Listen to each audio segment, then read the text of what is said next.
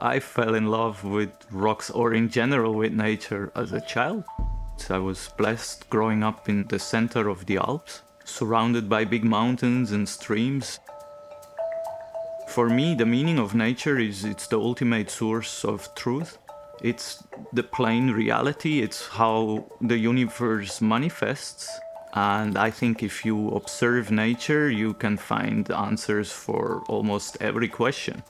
Alone to just look at plants and the way they come out of soil and how they shape themselves is something always deeply impressed me, and I really feel very comfortable in the greens, in the woods. My name is Pascal, I'm a photographer and land artist. My art project is called Gravity Meditation.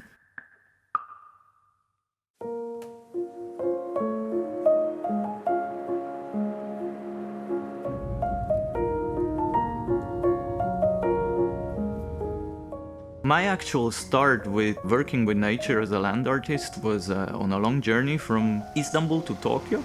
I wanted to cross Asia by land.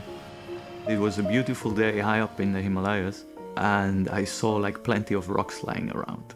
I was on one of the peaks of my life. I was really happy at the time, and I just kind of felt like to build something to celebrate being alive on this wonderful planet. So I built like about a 2-meter high stone pagoda for 2 days, not knowing at that time that this will end up in an art project.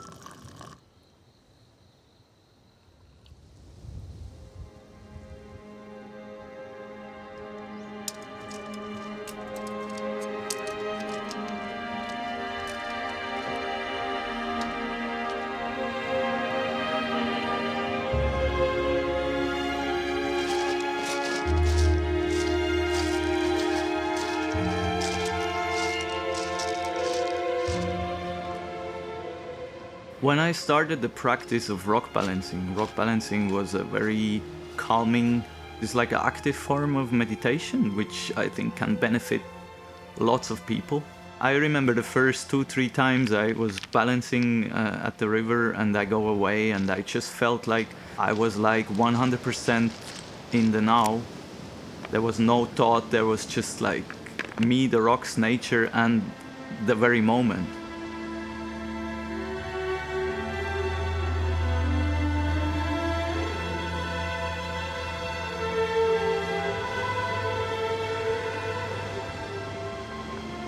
It also really connects you with nature in a very straight, direct form. I mean, you are working with the force of gravity and balance, and you are touching dirt, soil, and rocks.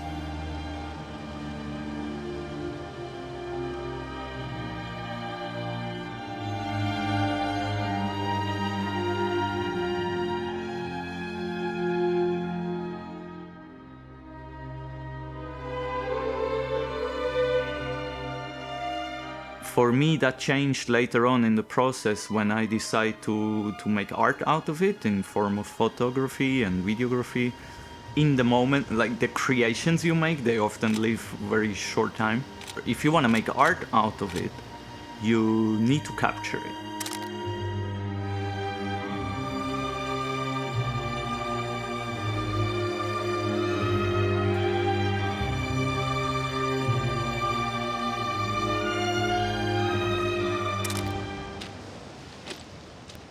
So I stopped to do rock balancing just for balancing rocks. I want to keep my creations alive. The meditative part actually fades away slowly. There is a new factor, like kind of a stress factor coming in. So it is not as calming anymore as when I'm just balancing rocks, just without any other further goal.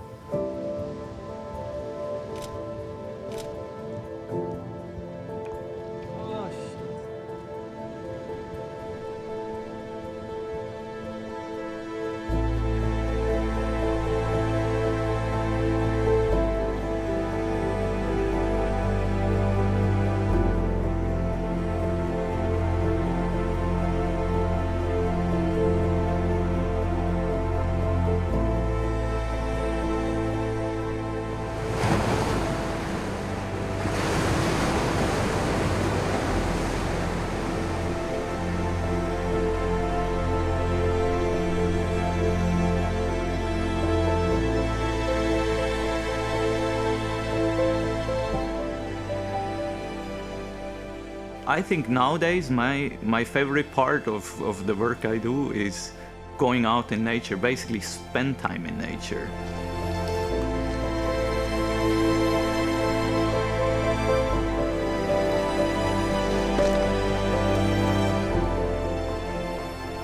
Find new places, find new rocks. Can be more exciting than the balance itself. Is it the beach? Is it the forest? Streams? Usually streams are really important because that's where mostly rocks are available. That's also why I really fell in love with Taiwan, because this wonderful island has an incredible amount of big wild riverbeds like you don't have in Europe very much anymore. Most of them are concreted, straightened up. I was living a long time on the west coast of Taiwan, which is very overpopulated and gives you only very little space. So it was kind of tricky, but I would scout these places to kind of get an idea in which areas what I could find.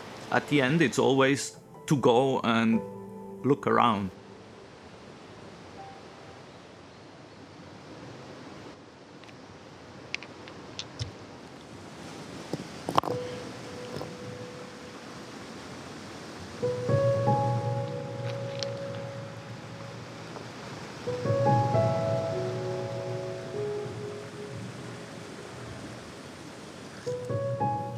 To balance a rock, I need to find these 3 magic points between the 2 rocks I want to connect.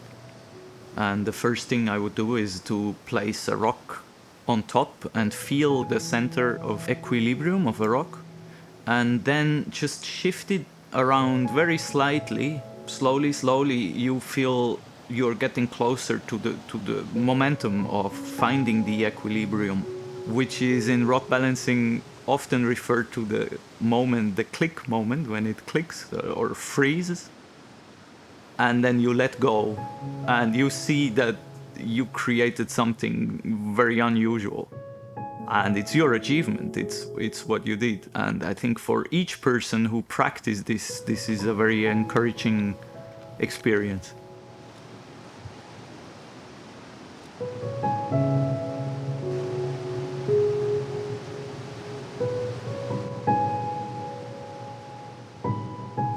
Another thing rock balancing teaches you is the ability to let go.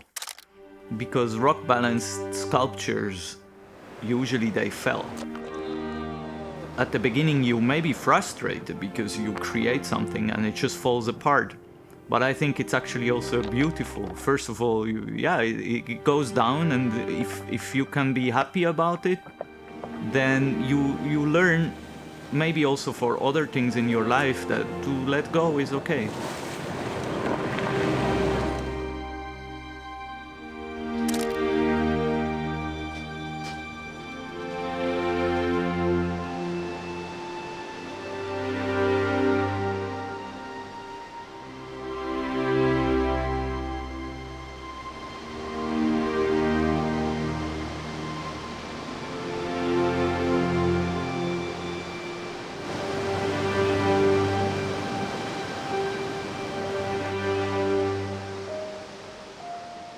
I have this set of 3 rocks, which I call the rumbling rocks. This is my traveling rocks. And I've been setting them up, I don't know how many times. And it took me everything from 30 seconds up to 20 minutes for the same constellation of the same rocks.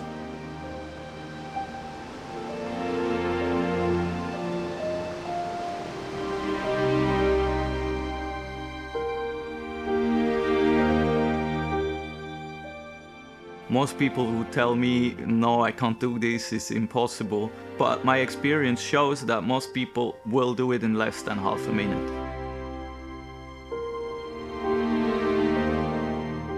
Of course, when it starts to become more fancy, that comes with practice, but this is like everything else.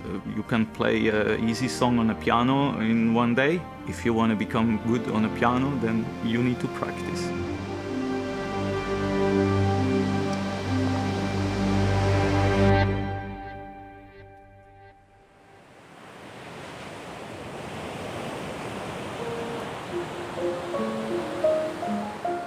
With rock balancing, I would like to link people with nature. We live in a time where many people live in cities and getting more and more distance to nature.